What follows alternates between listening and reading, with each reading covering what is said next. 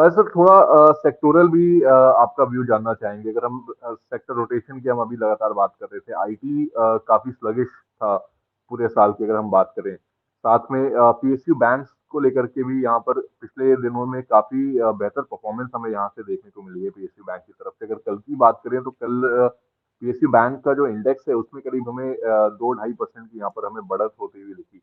ऐसे में PSU bank में आपको कोई अगर हम इंडेक्स की बात करें वो कैसा लग रहा है टेक्निकली, और क्या बैंकिंग सेक्टर में जो पीएसयू कंपनीज हैं, क्या वहां पर कोई मौका आपको बनता हुआ दिख रहा है किसी स्टॉक स्पेसिफिक, अगर आप जाना चाहें कहीं पे टेक्निकल सेटअप कुछ अच्छा दिख रहा है आपको?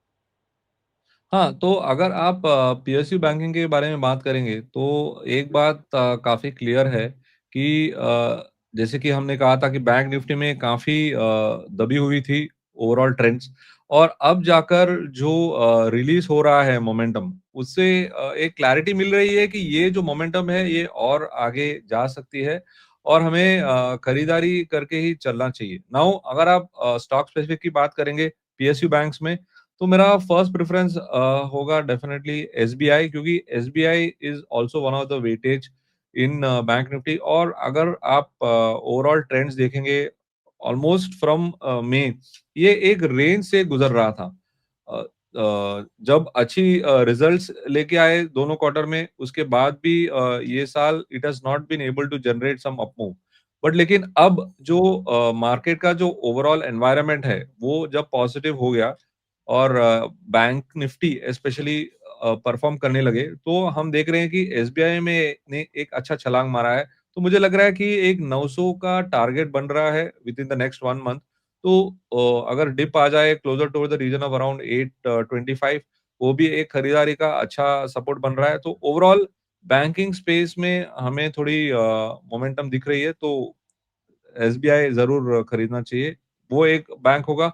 और दूसरा होगा कैनरा बैंक, क्योंकि ये जो बैंक्स में ऐसे चुन रहा हूं जो मूव होगी, राइट। अगर आप देखेंगे कि आगे वाले नेक्स्ट 2-3 दिनों में आप देखेंगे तो बैंक निफ्टी में आपको एक मूवमेंट दिख रहा था, और ये मुझे लग रहा है कि आगे कंटिन्यू होगा। और कंटिन्यू होने के लिए मुझे लग रहा है कि ऐसे बैंक्स जो है जिनमें ज्यादा पैटर्नाइजेशन है ट्रेडर्स का। सो मैं हमेशा देखना देखा हूँ कि ये जो पर्टिकुलर स्टॉक्स है, एसबीआई ने ऑलरेडी ब्रेकआउट दे दिया है, कैन बैंक अभी ब्रेकआउट की तरफ आ रहा है। तो इस पे जब भी पुल बैक आ जाए closer to the region of से 108 से 109, एक अच्छा पुल बैक लेवल होगा खरीदारी करने के लिए। और ये दो बैंक्स में पीएसयू बैंकिंग से सजेस्ट करूंगा कि ट्रेडर्स लोग देख सकते हैं फॉर ट्रेडिंग पर्पस। राइट। तो अगर आप कुछ ट्रेडिंग सेटअप अगर आप बना रहे हैं किसी तरीके की, आप ट्रेड में एंटर करना चाहते हैं, और अगर स्पेसिफिक अगर आप बैंकिंग सेक्टर में जाना चाहते हो वो भी पीएसयू बैंकिंग में, तो यहाँ पर आपके लिए राजा सर की तरफ से दो रिकमेंडेशन यहाँ पर एसबीआई और कैनरा बैंक, इन दोनों के ही चार्ट सेटअप यहाँ पर जो है बेहतर नजर आते हैं। आप इन दोनों पर ही अपना जो व्यू है वो लेकर के चल सकते हैं। तो है सर, बात हो गई निफ्टी बैंक की भी हमने बात करी, और पीएसयू बैंकिंग सेक्टर की भी हमने बात कर ली। आईटी को लेकर के आपका एक बार व्यू समझना चाहेंगे सर। लगातार जिस तरीके से आईटी सेक्टर ने एक वीकर परफॉर्मेंस दी है पूरे साल, अब ग्लोबल क्यूज भी जहां पर एक तरफ से कहीं ना कहीं सुधरते हुए नजर आ रहे हैं। ऐसे में क्या आईटी को लेकर के अब थोड़ा पॉजिटिव सेंटिमेंट बनना शुरू हुआ है, और किस तरीके से ये जो पूरा सेंटिमेंट है, जो व्यू जो बन रहा है, वो चार्ट पर किस तरीके से लिख रहा है राजा सर? राइट। सो ये जो सेंटिमेंट है, ये सेंटिमेंट अभी सुधरता हुआ नजर आ रहा है। यस, रेट कट के बाद हमेशा आईटी सेक्टर में एक उछाल आता है, और जैसे सब लोग ने एक्सपेक्टेशन रखा था उस प्रकार से तो एक राइज तो देखने मिला है हमें।